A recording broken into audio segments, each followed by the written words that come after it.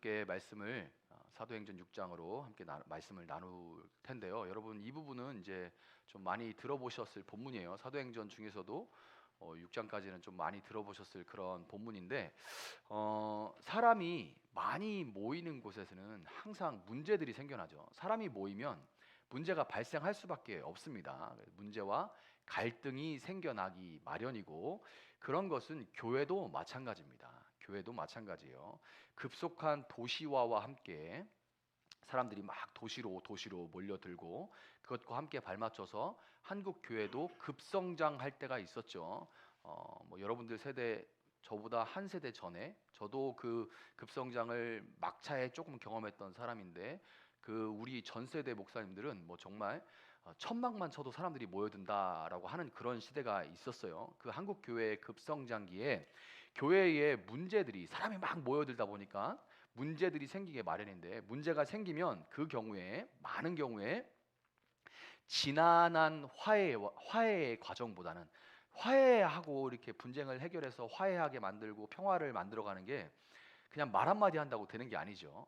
서로 뭐 애들 둘이 불러놓고 자 이제부터 싸우지 마, 아빠 앞에서 얘기해, 서로 사랑한다고 말해, 화해해, 뭐 이렇게 한다고 되는 게 아니죠. 어른들이 서로 그렇게 된다 해도 돌아가서는 또 감정이 남아 있어서 앙금 때문에 또 문제가 산불 꺼도 또 잔불 남아서 문제 생기듯이 그렇게 빈번하게 발생을 했는데 그때 방법은 뭐였냐면 그냥 그렇게 분쟁이 일어나고 갈등이 일어나면 그냥 분리해버리는 갈등 해결 방식을 취했습니다. 그러니까 그것도 갈등 해결 방식이 하나예요. 에이 헤어져, 갈라져, 깨져 이래가지고 그냥 깨지는 거죠. 심한 경우에 같은 예배당 건물 안에서 건물 잘 지어놓고 그 안에서 분쟁이 생겨가지고 뭐 2층은 아무개 교회, 3층은 아무개 교회 이렇게 모여가지고 2층에서 3층 올라가는데 막 또 거기서 괜히 갈등이 일어나고 이런 일들이 일어났어요. 그때 참 많은 그런 일들이 있었는데 따로 교회를 이렇게 2층에 하나, 3층에 하나 막 이렇게 세우는 경우들도 있었습니다. 그런데 그 시절에는 그렇게 교회를 쪼개서 또 나누고 해도 교회가 갈라졌는데 두 교회가 내가 이 교회보다는 더 커져야지, 이 교회보다는 우리가 더 커져야지, 그래서 막 같이 막 열심을 내고 이유가 어쨌든 간에 그때는 그렇게 하면 교회가 양적으로 막 성장을 했습니다. 그래서 두 교회 다 막 커지고 그래가지고 또 좋은 자리 찾아서 막 나가고 뭐 이러니까 막 분리되는 대로 깨지는 대로 막 나눠지는 대로 막 다 이렇게 번성을 하니까 양적으로 성장을 하니까 결과가 또 결과적으로 좋으니까 다 하나님의 은혜다 이렇게 된 것도 하나님의 은혜다 이렇게 여겨지는 경우가 참 많았죠. 그런데 오늘날의 사회는 오늘날 우리가 살고 있는 이 사회는 그래서 그 복음이라는 것이 교회 커지는 거, 교회 건물 커지는 거 말고 우리 일상에 무슨 의미가 있는데? 라고 묻는 시대가 됐죠. 그래서 그게 너희들 커지는 거 말고 너희들 숫자 늘어나는 거 말고 그게 무슨 의미가 복음이 무슨 의미가 있는데? 라고 묻는 시대가 됐고 복음을 전하는 교회가 과연 우리랑 다른 게 뭔데? 라고 묻는 그런 세상이 됐죠. 이제 사실은 어느 때가 그것도 지나서 사실 잘 묻지도 않게 된 그런 면이 좀 있어요. 그냥 에이 이렇게 해버리는 그런 면이 있는데 아직도 그래도 묻는 사람들 있죠. 그 교회가 우리랑 다른 게 뭔데? 그 복음 전에서 교회 커지는 거 말고 뭐가 의미가 있는데? 라고 묻는 그런 사회가 된 거죠. 메신저를 통해서 메시지를 판단하고 있는 겁니다. 그 말을 하는 사람을 통해서 그 말이 어떤 말인지를 판단하는 그런 시대가 된 거죠. 자, 오늘 본문에 등장하는 이 예루살렘 교회의 모습은 이런 사회의 교회에 대한 질문에 대해서 너희가 우리랑 다른 게 뭔데? 하고 묻는 그 질문에 대해서 특별히 복음 안에서 분쟁과 갈등을 대하는 거의 완벽한 대답이라고 할 수가 있겠습니다. 그래서 교회가 어떻게 분쟁을 대하고 갈등을 대해야 되느냐라고 물을 때 거기에 대한 성경이 해답을 여러 군데서 주죠. 그러나 그 중에서 가장 이제 완벽한 대답을 주는 본문이다라고 말을 할 수가 있습니다. 자, 메신저들의 말, 그 하는 말이 그 메신저들이 하는 말, 그 메시지가 메신저들의 세상과 다른 행동과 태도를 통해서 분명해지고 왕성해져 갔던 거예요. 이게 그 초대 교회가 예루살렘 교회가 보여준 모습이고 거기서는 이 문제와 갈등을 대하는 우리가 배울 것이 오늘 있는 겁니다. 자, 사회가 그 어느 때보다 깨지고 나눠지고 그 가운데서 많은 갈등이 있죠. 비방하고 탓하고 그리고 더 나가서 혐오가 넘쳐나는 그런 사회가 됐습니다. 비방하고 막 이렇게 분쟁하면서 그러면서 제일 먼저 이제 서로 막 탓하죠. 누구 탓 막 이렇게 하고 그다음에 이제 그 가운데 더 나가서 혐오. 참 너무 안타까운데 혐오가 넘쳐나는 그런 사회 가운데 마치 출산을 해야 되는데 해산을 해야 할 그런 힘은 없는 산모와 같이 아이를 마지막으로 한 번 더, 물론 요즘에는 그렇게 되면 제왕절개를 하겠지만 그러나 이전 고대 시대에는 그러면 정말 둘 다 위험해지는 그런 상황이 정말 많았죠. 이런 산모와 같이 절망적인 그런 상황 가운데 분쟁과 갈등을 해결한 능력은 없는 이때에 분쟁과 갈등은 계속 많아지고 있는데 그런데 그것을 해결할 수 있는 능력은 없는 이때에 우리는 예수님을 통해서 하나님의 나라가 이미 이 땅에 임했다. 하나님의 나라가 이미 이 땅에 시작되었다. 이미 임했다라는 그 복음, 기쁜 소식을 전하는 교회로서 사람이 모이는 곳이라면 피할 수 없는 이 갈등과 분쟁에 대해서 과연 어떤 모습과 태도로 대해야 하는지, 또 그렇게 할 수 있는 원동력, 이게 정말 중요하죠. 그 원동력은 무엇인지. 그게 그냥 흉내내기와 그냥 어떤 이념에 막 이렇게 하자 한다고 되는 게 아니죠. 그 원동력은 또 무엇인지, 성경이 뭐라고 얘기하는지에 대해서 우리가 함께 살펴보도록 하겠습니다. 자, 지난주 설교를 마무리하면서 우리가 사도행전 5장 42절을 함께 읽으면서 설교를 마무리를 했어요. 기억이 나실지 모르지만 42절을 함께 읽으면서 마무리를 했습니다. 어떻게 마무리가 됐죠? 그들이 날마다 성전에 있든지 집에 있든지 예수는 그리스도라고 가르치기와 전도하기를 그치지 아니하니라. 이렇게 하고서 사도행전 5장 42절을 마무리를 했죠. 자, 이제 일상을 하나님 중심으로 하나님의 나라를 위해서 우리 살아가는 일상을 하나님 중심으로 하나님 나라를 위해서 사는 교회를 통해서 예수님을 나의 주님, 우리의 주님이라고 구주로 고백하는 사람들의 숫자가 늘어나기 시작했고, 그들은 그 숫자가 늘어나는 가운데 그들은 크게 히브리파 유대인과 헬라파 유대인으로 구성이 돼 있었습니다. 히브리파 유대인, 헬라파 유대인으로 구성이 돼 있었어요. 여기는 충청도지만 쉽게 얘기를 들자면 전라도파, 경상도파로 나눠져 있었죠. 원래는 그런 파가 없었습니다.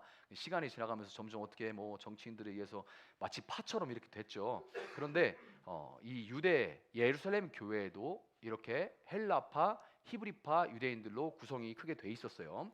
자, 다윗 왕 때에 하나의 왕국이었던 이스라엘은 그의 아들 솔로몬과 또 손자인 르호보암을 거쳐서 남과 북으로 갈라지게 됩니다. 그래서 북이스라엘과 남유다라고 부르죠. 지금 이제 우리가 열왕기하까지 끝났어요. 새벽 날개가 잘 따라오시고 있을 줄 믿습니다. 자, 남과 북으로 분열이 됐는데 그 이후에 갈라진 이후에 북왕국 이스라엘은 기원전 722년에 당시에 강성하던 아시리아 제국에 의해서 멸망을 당하게 되고 남왕국 유다는 조금 더 한 150년 전 정도 버텨가지고 이제 기원전 586년에 바벨로니아 제국 있죠. 바빌로니아 제국에 의해서 멸망을 당하게 됩니다. 각각 멸망을 당하게 돼요. 이렇게 멸망되는 과정 가운데 많은 유대인들이 아시리아나 바벨론 제국으로 끌려갔어요. 그런데 끌려가기 전에 그 재화를 피해서 세계 도처로 지중해, 그때 당시에는 이제 지중해가 세계 전부였기 때문에 그 주변으로 퍼져나간 유대인들이 많았습니다. 그러니까 막 전쟁 나니까 피난 간 거죠. 그래서 막 이제 가가지고 그쪽에 정착한 사람들이 많았는데 그들을 흩뿌려졌다라는 의미의 디아스포라라고 불러요. 디아스포라 유대인들. 지금도 한국에서 미국이나 이런 곳으로 이민 간 사람들을 디아스포라 한국인들이라고 부르기도 하는데, 디아스포라라는 말이 흩뿌려졌다라는 말입니다. 그렇게 곳곳에 세계 도처에 흩어지게 된 거예요.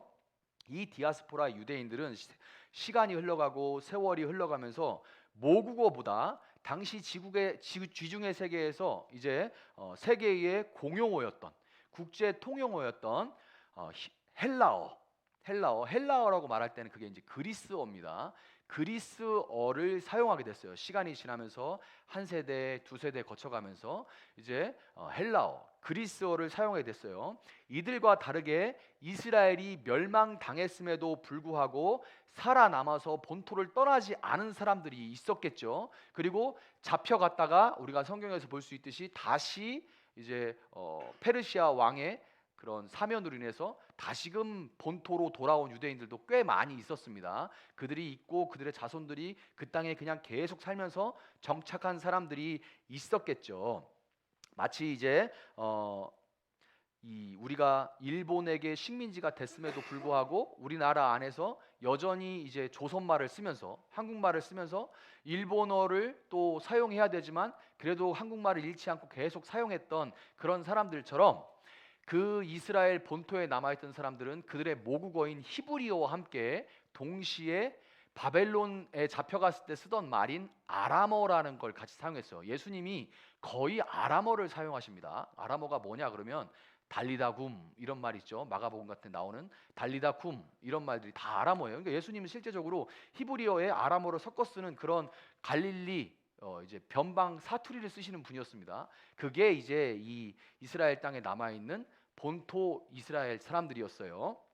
자, 그런데 한국말보다 영어가 더 편한 재미교포 2, 3세가 이런저런 이유로 한국에 들어와서 살고 있는 것처럼 검은머리 외국인들이라고 부르죠. 그리고 외국에서 이제 사는데 이제 재미교포들 이렇게 들어와서 사는 분들 검은머리 외국인이라고 부를 정도로 당시 이제 예루살렘에서 해외에서 디아스포라로 살다가 이런저런 이유로 들어온 사람들이 꽤 많이 있었어요. 꽤 많이 들어와 살고 있는데 이들을 뭐라고 불렀냐면 헬라파 유대인이라고 불렀습니다. 흩어져 있다가 어떤 이유들로 인해서 다시 들어와서 살게 된 그런 사람들, 재미교포들이 한국 들어와서 살고 있는 것 같은 그런 일이 되는 거죠. 자, 그러면 히브리어와 아람어를 사용하는 본토 이스라엘 사람들은 그들을 헬라파 유대인이라 부르면서 자연스럽게 어떻게 되는 거예요?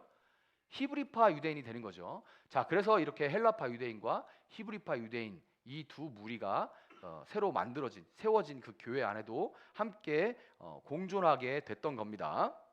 자, 히브리파 유대인들과 헬라파 유대인은 같은 유대인이지만 벌써 헬라파 유대인이구나라고 부르는 것처럼 부를 때 구별이 벌써 되죠. 헬라파 유대인이라고 부르는 말은 무슨 말이에요? 너는 우리와 좀 다르구나라는 말이 거기에 담겨져 있는 거죠. 스스로들 그렇게 구별해서 불렀던 것처럼 이미 언어와 문화에 있어서 많은 것들이 달라져 있었어요. 미국에서 날 때부터 자란 사람이 들어와서 한국에 어색한 부분들이 되게 많겠죠. 또 거기서 신뢰가 되는 게 우리나라에서 신뢰가 안 되는 것도 있고 여기서 신뢰가 되는 게 거기서 신뢰가 안 될 수도 있고 많은 것들이 생각보다 많이 다릅니다. 그런 문제들로 인해서 이런저런 일들로 인해서 사회적 갈등들이 이미 예루살렘 안에 있었어요. 저들은 왜 저래? 이런 것들이 있었습니다. 당연하지만 이런 갈등들이 있음에도 불구하고 당연하지만 히브리파 유대인의 숫자가 압도적이었어요. 지금 우리나라에도 해외에서 살다가 들어오신 분들이 있지만 뭐 재미교포 2세대, 3세대, 뭐 2.5세대 뭐 이런 분들 많이 들어와 있지만 그러나 한국에서 그냥 날 때부터 계속 산 사람들이 압도적으로 많죠. 비슷하다고 생각하시면 되겠어요. 자, 그런데 사회적 존재인 인간은 사회적 존재잖아요. 사회적 존재인 인간은 본성적으로 또 이 원시 시대 때부터의 경험치 때문에 원시 시대부터 사람들이 막 같이 모여서 사냥하고 하던 그런 시대, 수렵 채취하던 그런 시대로부터의 경험치로 인해서 언제 어디서나 사람은 모이면 파당을 지으려고 합니다. 거의 본능적이죠. 언제 어디서나. 그래서 혈연, 지연, 학연 우리가 이제 3대 연이라고 불리는 혈연, 지연, 학연 이거는 뭐 당연한 거고 뭐 어디 가나 새를 만들려고 하는 사람들이 뭐 어느 당을 정치적으로 어느 당을 지지하느냐 아니면은 뭐 어떤 취미를 가지고 있느냐 뭐 몇 년생이냐 뭐 이런 저런 뭐 그런 이유들로 사람들이 이렇게 새를 모으는 것이 사람들의 본능적인 그런 모습이에요. 그래서 제가 이제 아프리카나 이런 데 가보면 그렇게 제3세계국처럼 좀 어려운 나라들 가면은 생활력이 강해서 그런지는 모르겠지만 물론 이것도 어떻게 보면 좀 편견일 수가 있죠. 생활력이 좀 강해서 그런지는 모르겠지만 부산 분들이 참 많았어요. 아프리카에도 참 어느 나라에 가도 부산 분들이 참 많아요. 그런데 이제 제가 이제 집사람이 부산 출신이에요 이렇게 얘기를 하면 엄청 좋아하고 저를 그냥 막 어제부터 만난 사람이 그냥 지금 뭐 몇 년 동안 만난 사람인 것처럼 막 금방 막 자기들 그 모임 안에 막 넣어주고 막 이렇게 뭐 환영해주고 기뻐해주고 그렇게 합니다. 그냥 우리 집사람이 부산 사람입니다 이렇게 얘기만 해도 그러면 어느 동네냐고 막 물어보고 막 흥분을 해요. 근데 정작 저는 충청도 사람이죠. 그 이 사람이 그렇다는 거죠. 그냥 와이프가 부산 사람이라는 것만으로도 해외에 나가서 우리 가운데 하나 우리가 남이가가 돼버리는 거예요. 금방 이렇게 당을 짓게 되고 팔을 짓게 되고 이렇게 해서 본능적으로 왜 이렇게 하냐면 그렇게 해가지고 어떤 안정감을 찾고 숫자가 많아지면 더 안정되잖아요. 힘이 세지고 안정감을 찾고 어떤 상황을 통제하고자 하는 그런 본능. 우리가 숫자가 많고 그 안에 또 이런저런 할 수 있는 사람들이 많아지기 때문에 그래서 그 상황을 좀 더 잘 통제할 수 있을 거다라는 이런 생각 때문에 이런 경험치 때문에 어디 가나 이렇게 파당을 지으려고 하는 게 사람들의 본능입니다. 자, 그런데 문제가 뭐냐면 이렇게 내가 어떤 파당에 속하게 되면 그 파당 가운데 하나에 속하게 되면 언제나 우리는 자신이 속한 그 무리의 입장과 논리로 판단하고 해석하게 되는 경향이 생긴다는 겁니다. 내가 그 안에 들어가면 밖에서는 보이던 것들이 안 보이게 돼요. 화장실 처음에 들어가면 냄새 나죠? 한 30초 지나면 냄새 안 납니다. 똑같아요. 밖에 있을 때는 이런 거 같고 이런 거 같아. 들어가면 똑같이 서서 같이 바라보면서 같은 논리로 판단하고 해석하는 경향이 생겨나는 게 사람이에요. 그래서 우리가 속담으로 팔이 안으로 굽는다라는 말을 하죠. 팔이 여기서 이렇게 꺾이면 부러지죠. 안으로 굽는다는 속담이 거기서 나온 거예요. 히브리파와 헬라파 유대인들이 섞여 있는 그 예루살렘 교회 안에도 모든 사도들 어디 출신이에요? 히브리파 유대인들이죠. 12사도가 모두 다 히브리파 유대인입니다. 그래서 그 12사도를 포함한 모든 사도들과 또 절대 다수의 교인들이 전부 다 히브리파 유대인이었기 때문에 특별히 이 교회를 우리 마음대로 하겠다. 저 헬라파 사람들을 차별하겠다. 우리 마음대로 운영해 나가겠다라고 생각하지 않아도 자신들도 모르게 모든 교회의 제반 사항들이 자연스럽게 히브리파 사람들 중심으로 이어져 가게 진행되게 됐어요. 아니 우리는 헬라파들은 다 배제할 거야라고 생각하지 않아도 너도 나도 다 팔이 안으로 굽게 되면서 이제 점점점 뭐 무슨 일을 하는 사람도 히브리파, 무슨 일을 하는 사람도 히브리파, 다 히브리파들이 하게 된 겁니다. 이게 사람 들어가면 어디나 마찬가지예요. 자, 그런데 이 와중에 매일 교회 안에 과부들을 섬기는 문제로 인해서 이 조금씩 쌓여가던 다 히브리파들이 다 해먹으면서 조금씩 쌓여가던 불만들이 이 구제 문제로 인해서 터지게 됩니다. 이 문제 때문만 싸웠다는 얘기가 아니에요. 우리가 전체적으로 이해를 해야죠. 이제 이게 그런 분위기가 점점점 무르익고 왜 이렇게 해? 왜 저렇게 해? 이렇게 궁시렁거리다가 이 문제로 인해서 야 이건 너무하잖아 이렇게 이제 문제가 터지게 된 거죠. 그래서 성경에 그 문제를 뭐라고 합니까? 갈등이라는 단어를 거기다 써놨죠. 그래서 이제 한국 사람도 굉장히 전투적인 민족이기 때문에 갈등이라고 하면 고함을 지르면서 머리끄댕이 잡았다 이렇게 생각할 수 있겠지만 교회 분쟁하면 그런 거 떠오르잖아요. 뭐 이제 막 고성이 오가고 막 이제 잡고 흔들고 막 이런 일들이 떠오르는데 그런 얘기는 아닙니다. 그런 얘기는 아니에요. 본문 1절에 원망하니라고 번역된 이 공귀스모스라는 단어는 정중하게 이의를 제기했다. 그 헬라파들이 이제 대표를 중심으로 해서 몇 명이 찾아와가지고 이건 너무한 거 아닙니까? 우리 이 과부들이 다 배제가 되고 있습니다. 그때 당시 과부들은 정말 참과부라고 해서 60 넘어가는 정말 아무 곳에서 재정적으로 도움을 받을 수 없는 어려움에 처한 분들을 얘기하는 건데 그분들이 하루에 이렇게 먹고 살 수 있는 어떤 것들이 하나도 지금 제공이 되지 않고 있습니다. 이건 너무한 거 아닙니까? 히브리 사람들이 드려도 다 아이고 저기 뭐야 고향 친구 뭐 어디서 왔네 공주 사람이네 어디 대전 사람이네 이러고 주는 거예요. 강원도나 부산에서 온 사람들은 일단 주긴 주는데 주다 보면 떨어져 가지고 그 뭐 이제 인심이라고 한 그릇 한 숟가락 더 주다가 떨어지면 안 줘버리는 거죠. 그거에 대해서 막 이제 막 좀 통이 센 사람 같으면 막 따지겠지만 왜 안 줘? 이러고 이렇게 있다가 이게 나중에 쌓이다가 빵 이제 터지게 돼서 이제 정말 이제 공식적으로 이 일을 제기하게 된 거예요. 자, 자녀도 돌봐줄 친척도 없는 이 헬라파 과부들이 매일매일 이제 공개하는 이 구제에서 빠졌다라는 얘기, 그 공식적인 이의 제기를 딱 들으니까, 그러면 원래 어떻게 합니까? 원래 사람은 어떻게 해요? 히브리파가 다수잖아요. 다수고, 그리고 사람들은 어떤 갈등과 문제를 만났을 때 처음 하는 일은 부정하는 겁니다. 회피하는 거예요. 아, 그거 저기 아무개 집사님한테 한번 얘기해 보세요. 누구한테 얘기해 보세요. 그거 그때 그랬나 보네요. 그렇게 회피하고 부정하고 없는 일인 것처럼. 아니면 합리화합니다.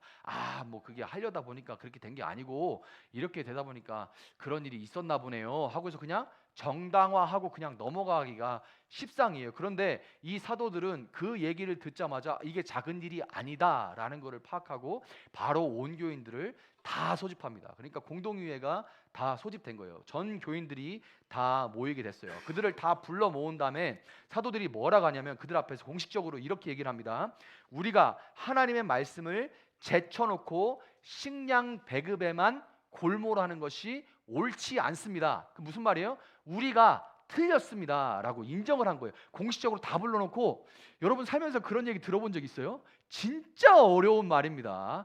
제가 틀렸습니다, 우리가 잘못했습니다 라는 말 정말 어려운 말이에요. 근데 이 어려운 일을, 그것도 교회에서 제일 어른인 사도들이, 사실 사도들을 중심으로 교회가 만들어진 건데 우리가 잘못됐습니다, 틀렸습니다 라고 말을 한 거예요. 여기서 우리는 사도들입니다. 우리는 히브리파 전부를 얘기한 게 아니라 그냥 이게 우리가 다 잘못한, 그러면 n분의 1이 돼서 책임감이 떨어져 버려요. 그런데 이 사도들, 지도자들이 잘못했습니다라고 얘기를 한 거예요.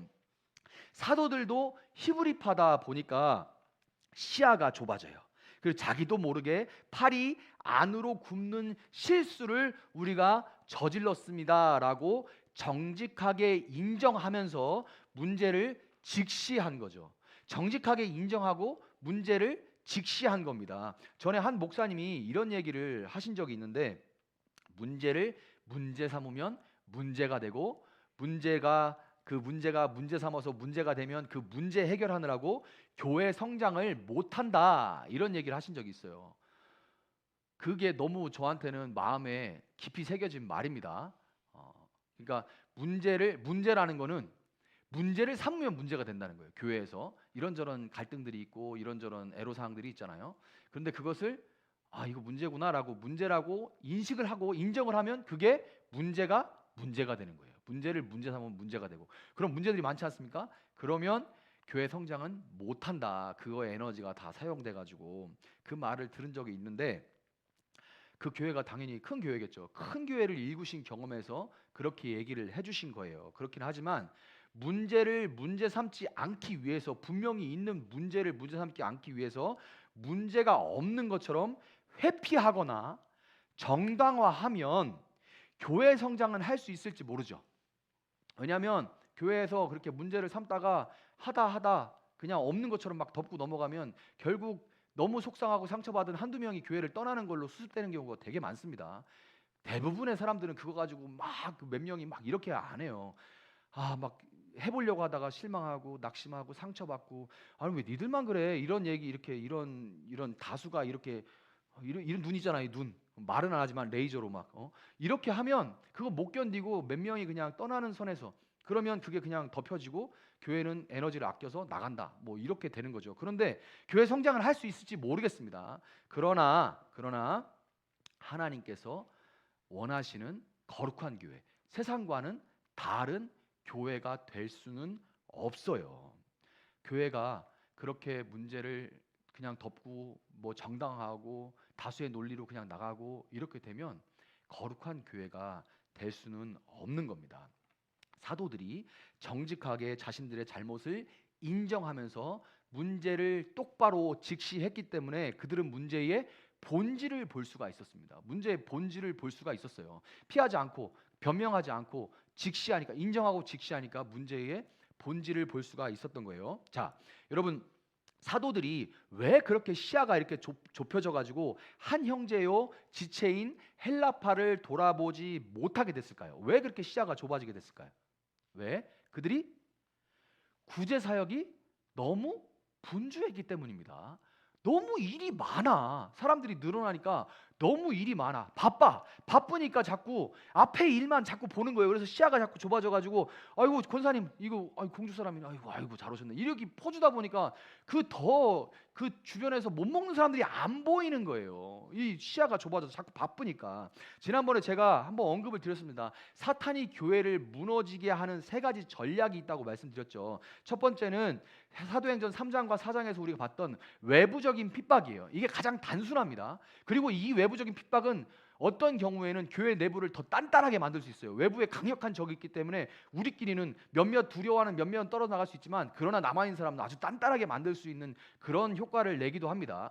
자, 어쨌든 이 첫 번째가 외부적인 아주 강력한 핍박이고요. 두 번째는 5장에서 우리가 봤던 아나니아와 삽비라 부부가 있었죠. 이 아나니아와 삽비라 부부 이야기에서 봤던 것 같은 탐심과 그로 인한 위선적인 신앙이라고 얘기했죠. 이건 내부에서 썩어가는 거예요. 탐심 때문에 교회에서 내가 다른 사람에게 좀 더 영향력을 미치고 내 말이 좀 더 힘 있는 사람이 되려고 뭐 그 집사 되고 장로 되고 이런 것들부터 시작해서 내부에서 막 썩어가는 겁니다. 교회가 어느새 이렇게 피라미드 구조가 돼가는 거죠. 그래서 위선적인 신앙하면 밖에서 막 남편 아내 막 싸우고 애들 막 그렇게 막 누르면서도 오면 집사님 고사님 막 이렇게 하는 모습이 썩는 거예요. 이게 썩는 거예요. 그거를 위선을 떠는 때 웃으실 필요 없습니다. 왜냐하면 이 위선 안 떠시는 걸 제가 알기 때문에 위선 떠는 게 문제라는 거예요. 우리는 위선 떨기가 참 어려워요. 제가 대부분 알고 있기 때문에 요 사이즈면 제가 위선 떤다는 걸 너무 잘 알고 있기 때문에 그렇게 하시면 안 됩니다라고 말해드릴 수 있습니다. 그런데 이게 점점 많아지면 저게 위선인지 아닌지 잘 몰라요. 가면을 잘 쓰면 잘 쓸수록 아주 구별하기 어렵죠. 그런데 그런 게 만연해지기 시작하면 교회는 세상과 완전 분리돼 가지고 이 안에 그들만의 리그가 돼 버려요. 이 안에서만 영적인 거룩한 얘기를 하는데 여기서 가면 딱 벗고 다시 나가면 똑같이 사는 거죠. 오히려 더 악하게 살죠. 이런 일들이 벌어지게 되는 것은 사탄이 내부에서 탐심으로 외식하는 위선적인 신앙을 만드는 방법입니다. 마지막 세 번째 전략이 뭐냐면, 사탄의 마지막 세 번째 전략이 오늘 본문에 사도들도 당했던, 첫 번째 두 번째는 사도들이 당하지 않았어요. 근데 사도들이 당했던 바로 그 전략, 사역으로 분주하게 만들기입니다. 이게 사탄이 교회를 흔들기 위한, 무너뜨리기 위해 쓰는 전략이에요. 여러분, 성경을 사랑하는 분들이라면, 우리가 이제 통독하자고 이야기를 드렸는데, 성경을 사랑하는 분들이라면 분주함, 사역으로 인한 분주함이라는 단어를 들으면 자연스럽게 누가복음 10장 38절부터 42절에 나오는 마르다와 마리아 자매 이야기가 떠오를 겁니다. 분주함 하면 딱 그 이야기가 떠오르게 되죠. 요게 떠오르라고 성경 통독을 하는 거예요. 자, 마르다와 마리아 자매가 예수님을, 이 베다니 마을에서 지나가시는 예수님을, 제자들을 다 초대해서 식사를 대접을 했죠. 예수님 더하기 12명의 제자들, 또 다른 뭐 이렇게 덜렁덜렁 옆에서 따라온 사람까지 있었다고, 뭐 그런 건 생각 안 해도 최소 13명이죠. 여러분 집에 13명 초대했다고 생각해 보세요. 정신이 있을까요, 없을까요? 정신 하나도 없습니다. 13명 부르면 정신 하나도 없어가지고 그 음식들을 준비하느라고 마르다가 정신이 하나도 없는데, 이제 손님이 오셨으니까 손하고 발을 씻을 물을 마리아가 내다가 드렸습니다. 그래서 발 씻으시고 손도 좀 씻으세요 하고서 물을 내다 드리고 도와주러 올 줄 알았는데 얘가 안 와. 그래서 어디가 바빠 죽겠는데 어디 갔나 하고 가봤더니 예수님 발치에 앉아가지고 예수님 말씀 듣고 있잖아요. 그러니까 그 모습을 봤는데 어떻습니까? 마르다가 그 모습을 딱 보는데 자연스럽게 어떻게 됩니까? 깊은 빡침이 생기겠죠. 지금 뭐 하고 있는 거예요, 쟤 지금? 나는 지금 바빠 죽겠는데. 그래서 예수님께 따집니다. 주님, 지금 제 동생이 저 혼자 일하게 두고 있다 생각은 안 드십니까? 이렇게 따지게 되죠. 예수님 너무 투머치 토커예요. 계속 얘기하니까 마리아가 안 나와가지고 지금 저 혼자 정신이 하나도 없잖아요. 적당히 하시고 애 좀 보내주세요. 이렇게 얘기를 한 거죠. 얼른 마리아한테 가서 언니 좀 도와주라고 좀 해주십시오 하고 예수님을 따지고 예수님을 꾸짖고 있는 거죠. 예수님 거기에 뭐라고 답을 하십니까? 거기 예수님 뭐라고 답을 하세요? 마르다야, 네가 많은 일로 근심하지만 몇 가지만 하든지 한 가지만 해도 충분해. 야, 그거 이리 나물 저나물 잡채 이런 거 하지 말고 그냥 김치만 내도 충분하니까 그거 이거 밥하고 김치하고 국 하나만 하든지 아니면 정말 김치 하나만 넣어도 상관없어. 마리아는 더 좋은 쪽을 선택했으니까 이 좋은 편을 선택했으니까 그것을 뺏기지 않을 거야라고 예수님이 말씀을 하시죠. 그 예수님의 제자들이 있을 때 마르다가 와가지고 예수님만 따질 때 그 자리에 있던 제자들은 다 마르다가 엄청 분주해가 정신없는 모습을 보면서 속으로 이렇게 생각하고 있었습니다. 와, 마리아 쟤 진짜 개념 없네. 쟤 지금 정신 없네. 가서 지 언니 도와주지. 지금 여기 앉아 있어. 당시에 남자들하고 여자들 합석하는 분위기도 아니었습니다. 그러니까 진짜 쟤 개념 없네. 이렇게 속으로 생각하고 있다가 예수님이 뜬금없이 마리아를 두둔해 주니까 제자들이 다 속으로 뭐야? 예수님이 마리아 편 드네? 라고 생각하고 예수님이 하신 말씀이니까 대꾸는 못하고 그냥 속으로 다 이 일을 기억하고 있어요. 이 일이 아주 특별한 사건이었기 때문에 기억을 하고 있습니다. 자, 그러니까 마르다는 사역 때문에 예수님을 초대하고 대접하려던 그 처음 마음의 동기를 잊어버리고 오히려 예수님을 꾸짖으면서 분쟁과 갈등을 일으켰던 거죠. 그래서 사도들은 이 기억을 가지고 있기 때문에 구제 사역과 행정을 맡아볼 이 집사라는 직분 제도를 그때 처음 만듭니다. 오래 생각해서 만든 게 아니고요. 그때 이 교회 전반적인 행정과 구제 사역을 맡을 집사라는 직분 제도를 처음으로 시작을 하면서 자신들은 오로지 기도와 말씀에 전념하겠다 이렇게 공식적으로 선포를 하죠. 그런데 이 말씀을 절대로 오해하시면 안 돼요. 이 말씀은 기도와 말씀, 교회는 기도와 말씀만 중요하고 식당 봉사, 뭐 차량 봉사, 뭐 무슨 봉사 이런 봉사는 전혀 중요하지 않다. 이런 뜻이 아니에요. 그리고 말씀과 기도를 주로 담당하는 목사가 장로나 집사보다 조금 더 영적인 레벨로가 높다 이런 얘기가 아닙니다. 절대로 그런 게 아니에요. 어떻게 알 수 있느냐? 집사 뽑는 기준을 보세요. 집사 뽑는 기준, 성령과 지혜가 충만하다고 모든 사람에게 인정받는 사람이 집사입니다. 기준이 지금 이 기준 누구한테 들이대야 돼요? 사도들한테 들이대야 돼요. 그렇죠?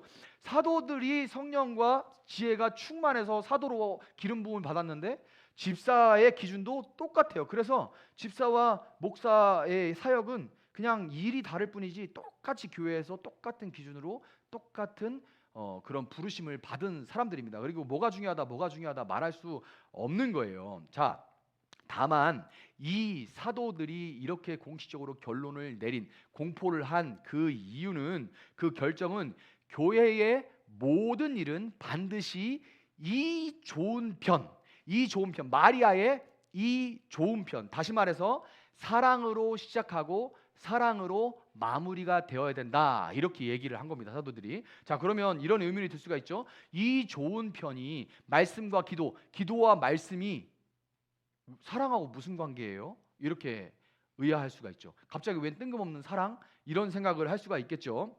왜냐하면 교회에 다니는 많은 분들이 말씀을 듣고 기도하는 거 역시 일이라고 생각하기 때문에 그래요. 사도들이 기도와 말씀에 전념하겠다고 얘기를 했죠.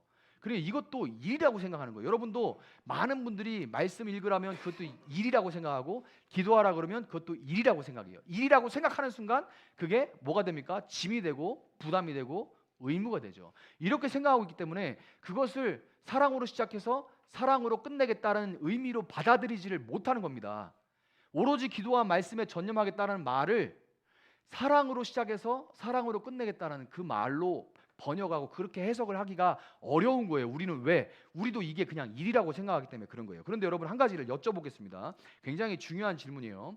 여러분이 생명의 하나님의 말씀, 구원의 말씀을 받을 자격이 있습니까? 여러분의 그런 자격이 있어요? 이 하나님의 말씀을 구원의 말씀을 받을 자격이 있습니까? 오랫동안 교회에 있으면 너 당연히 그냥 설교 듣는 거 아니야? 당연히 하나님 말씀 듣는 거 아니야? 라고 생각하시는데 그런 자격이 여러분에게 있냐고요.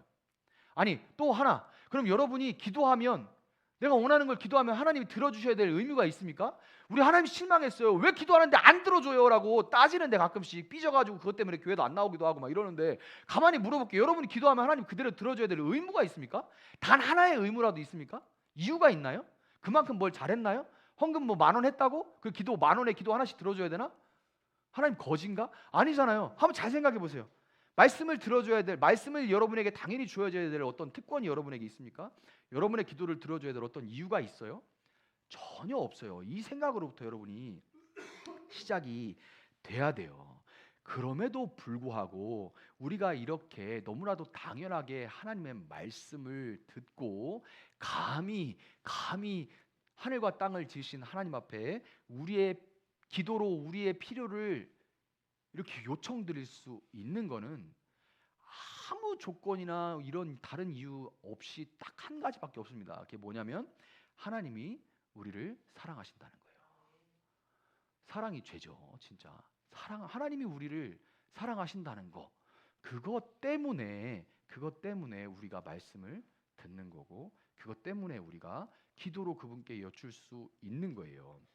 여러분, 사랑이라는 것은 그 사랑을 받아본 사람만 알죠. 그래서 누구보다 그 사랑을 크게 받았던 사도 요한은 요한일서 3장 1절에 이렇게 놀라움의 고백을 합니다. 우리 함께 읽어볼게요. 요한일서 3장 1절입니다. 함께 읽습니다. 시작. 보라, 아버지께서 어떠한 사랑을 우리에게 베푸사 하나님의 자녀라 일컬음을 받게 하셨는가. 우리가 그러하도다. 그러므로 세상이 우리를 알지 못함은 그를 알지 못함이라. 아멘. 여러분이 하나님의 사랑은 명사가 아니죠. 사랑은 동사예요. 뭔가를 하는 겁니다. 그런데 이 사랑을 가장 잘 보여주는 것이 뭐냐면 용서입니다. 하나님의 용서가 하나님의 사랑을 가장 잘 드러내 보여줘요. 어떤 사람은 여러분 십자가 얘기하면 십자가를 이해할 수 없다고 얘기를 해요. 왜냐하면 왜 굳이 예수가 죽어야 되는데, 아니 하나님 너무 잔인한 거 아니야? 꼭 뭐 자기 아들 그 영아 살해야? 뭐 저기 요즘 뉴스를 보면 부모가 자녀 살해하는 거나 마찬가지. 뉴스에 잡혀갈 일이지 이거는. 그게 뭐가 대단한 신인데 왜 꼭 그렇게 해야 돼? 잔인하게. 너무 잔혹한 거 아니야? 꼭 예수가 죽어야 돼? 하나님은 그냥 없던 걸로 퉁쳐줄 수 없는 거야? 라고 따져요. 십자가가 그거 너무 잔인한 얘기 아니야? 이렇게 얘기하는 사람들이 많이 있습니다. 하나님의 사랑의 하나님이라며 그냥 퉁쳐줄 수 있는 거 아니야? 이렇게 얘기하는 사람들이 많아요. 그런데 여러분 잘 생각해 보세요.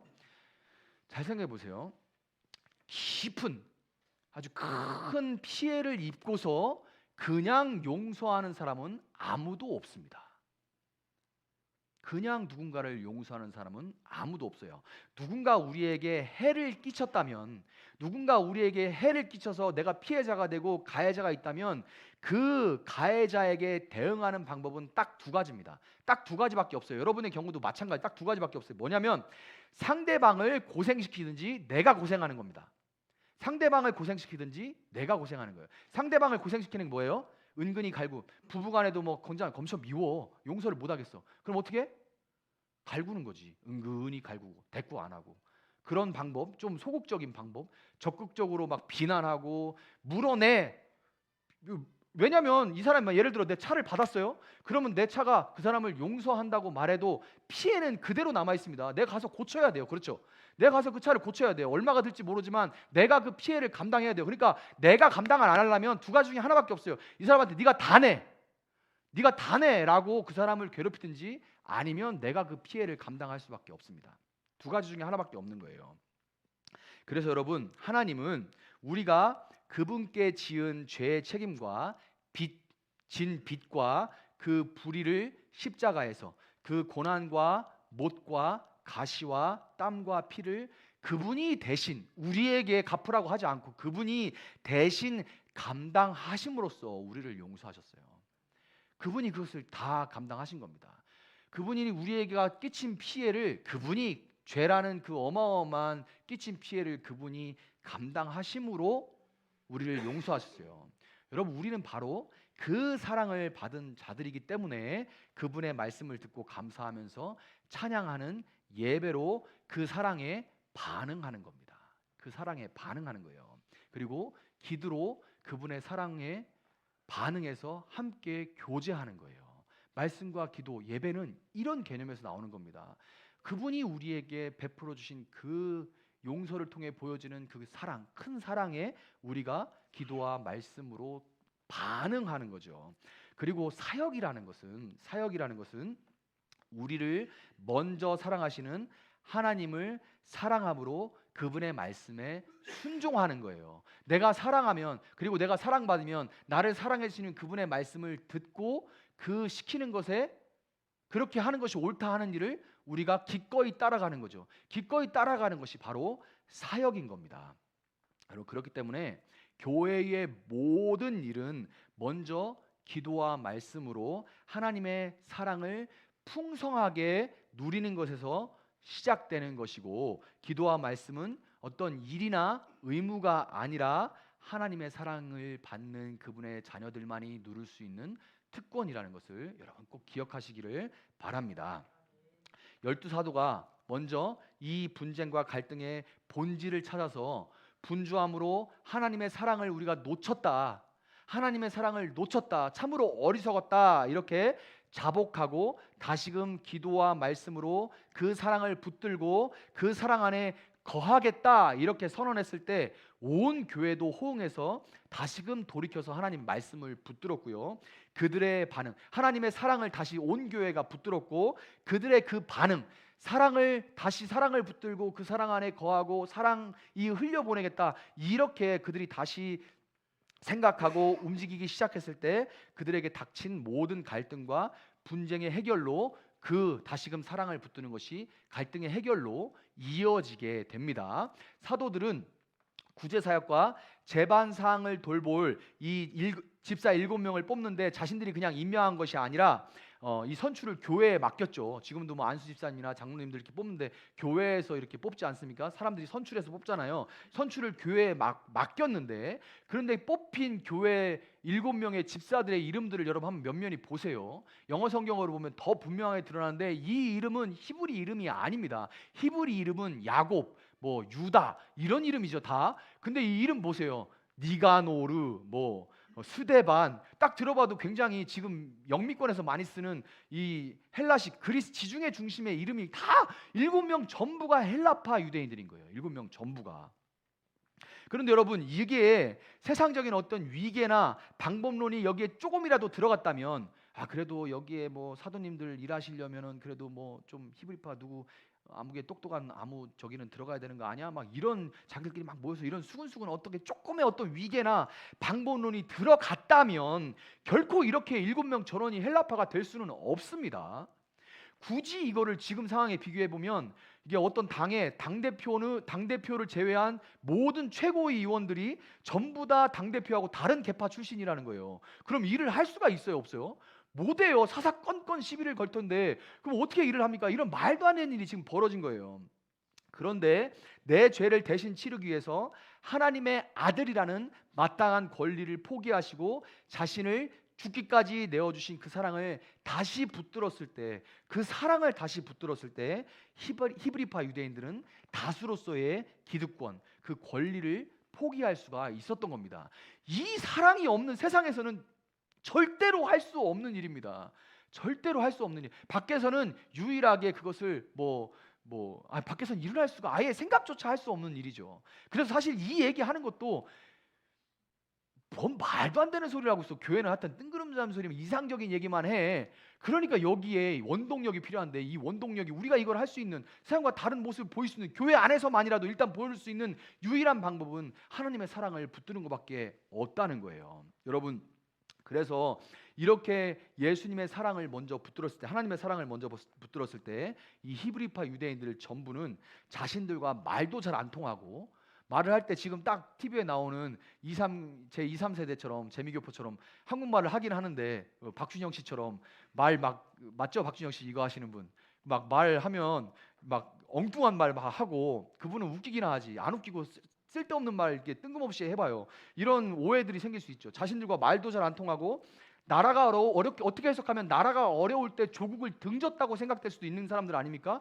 진짜 어려울 때 니네 해외로 도망갔잖아 라고 얼마든지 정죄할 수 있는 사람들임에도 불구하고 히브리파 전부가 헬라파 사람들에게 몰표를 주는 일이 벌어진 겁니다. 얼마나 말도 안 되는 일, 그 원동력이 무엇인지를 우리가 생각을 해봐야 되는 거예요. 여러분, 그래서 오늘 본문은 1절부터 예루살렘 교회의 성도들을 계속해서 회중, 무리 이렇게 부르지 않고 제자라고 부르고 있습니다. 성경을 보세요. 제자라고 불러요. 제자들의 숫자가 늘어났더라 이렇게 얘기합니다. 회중이 막 늘어났다, 막 모여들었다 하지 않고 제자들의 숫자가 늘어났다 이렇게 얘기를 하고 있습니다. 여러분, 사랑을 노력으로 배우시는 사람은 아무도 없어요. 아무리 노력해도 사랑을 노력으로 배울 수는 없습니다. 사랑을 베풀려면 먼저 사랑이신 하나님을 받아들여야만 합니다. 그리고 사랑을 배우려면, 사랑이 무엇인지 배우려면 사랑을 경험한 뒤에, 먼저 경험한 뒤에 그 사랑을 그대로 전달하면 되는 거예요. 그래서 이거는 교회만 할 수 있는 일입니다. 그들은, 이 히브리파 사람들, 이 유대 예루살렘 교회는 하나님 사랑의 정수인 예수님의 십자가 사랑을 받아 그 사랑의 길, 생명의 길을 따라가는 제자 공동체, 곧 교회였던 것입니다. 말씀을 정리를 하도록 하겠습니다. 여러분, 본문 7절은 교회가 하나님의 사랑을 붙들고 이렇게 세상과 다른 방법으로, 모습으로 분쟁과 갈등을 해결했을 때 하나님의 말씀이 점점 왕성해서 예루살렘에 있는 제자의 수가 더 심히 많아지고 허다한 제사장의 무리도 이 도에 복종했다, 이렇게 얘기를 해요. 여러분, 제사장들은 법과 방법론에 아주 능통한 사람들이었습니다. 조직 세우고 위계질서 세워가지고 딱딱딱 이렇게 체계적으로 막 돌리는 데에 아주 능통한 사람들이에요. 지금의 뭐 아주 고위 그 공무원 관료들이라고 얘기할 수 있지 않습니까? 특히 종교 정치 쪽에서 아주 고위 관료들이라 이런 어떤 위계질서 하이라키 세우는 데는 아주 도 같은 사람들입니다. 정통한 사람들이었는데 그들은 그렇게 살아가고 있지만도 그 안에서 계파 간의 갈등과 비난과 다른 당파의 계파에 속한 사람들을 비난하고 탓하고 또 반대로 그렇게 내가 탓한 만큼 그대로 돌려받으면서 권모술수에 신물이 나고 지쳐 있던 사람들인데, 그들은 그 메신저인 교회를 통해서 전해지는 사랑의 메시지에 그냥 말로만이 아니라 사랑하세요, 여러분 용서하세요, 이해하세요가 아니라 그 안에서 자기들은 한 번도 보지 못한 그런 모습이 일어나는 것을 보면서 그 사랑의 메시지에 자기들의 마음의 빗장을 열었던 겁니다. 여러분, 최근에 놀라운 성능의 그 AI 챗 GPT를 제가 이제 경험을 해봤는데 요즘 아주 이슈죠. 거기에 그러면서 그걸 제가 써보면서 사도행전 5장 설교해봐 10분짜리로 만들어줘, 이렇게 명령을 넣으면요 기가 막히게 10분으로 나옵니다. 그대로 읽으면 돼요. 딱 재미없는 설교가 될 것 같다라는 생각은 들지만 들어갈 내용은 다 들어가 있습니다. 5분짜리로 만들어줘, 그럼 5분으로 만들어줍니다. 20분짜리로 만들어줘, 얼마든지 그렇게 할 수 있어요. 거기다가 AI로 이제 가상현실까지 접목이 되면 조만간 제가 그런 생각을 했어요. 야, 진짜 나 같은 허접한 설교자는 저 설 데가 없겠구나 이제.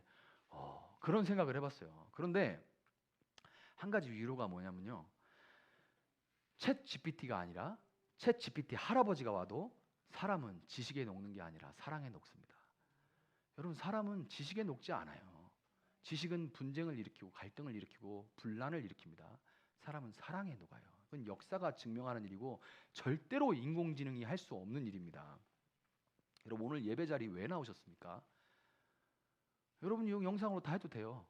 한웅이 지금 20분, 25분 늦게 왔는데 20분은 늦게 온다고 하더니, 쟤는 예배 드릴 때 진짜 저를 바라보는데 눈이 완전 하트입니다. 남자가 저한테 왜 그러는지 모르겠어요. 그런데 사랑 때문에 온 거예요. 저를 사랑해서 그럽니까? 저를 사랑하지만 저를 왜 사랑합니까? 저를 통해서 예수님을 만나서 그런 거예요. 저를 통해 예수님을 만나서 그런 거예요. 네가 쳐다보는 게 너무 뜨거워. 그래서 내가 이쪽을 본단 말이야. 너무 뜨거워서 민망해.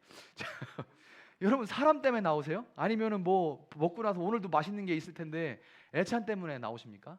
예배당에 왜 나오세요? 여러분, 최근에 하나님 사랑에 감격해서 눈물을 흘리신 적이 언제입니까? 한번 여러분 생각해 보세요. 예배에 나와야 되는데 안 나가면 목사가 잔소리하겠지, 계속 집사님들이 전화하겠지, 문자 보내겠지, 카톡에 막 뭘 하겠지, 이런 생각 때문에 나오고 있는지는 아는지 여러분 생각해 보시기 바랍니다. 그래서 내가 정말 너무 분주해서 하나님 사랑해, 하나님은 사랑했다 안 사랑했다 하시는 분이 아니죠. 그런데 내가 사랑을 놓치진 않았는지, 내가 언제 그 하나님의 사랑에 감격해서 눈물 흘린 적이 언제인지 한번 생각해 보시기 바래요. 모든 침체와 모든 혼란스러움은 거기서 나와요. 많은 이유들이 있지만 거기서 나옵니다.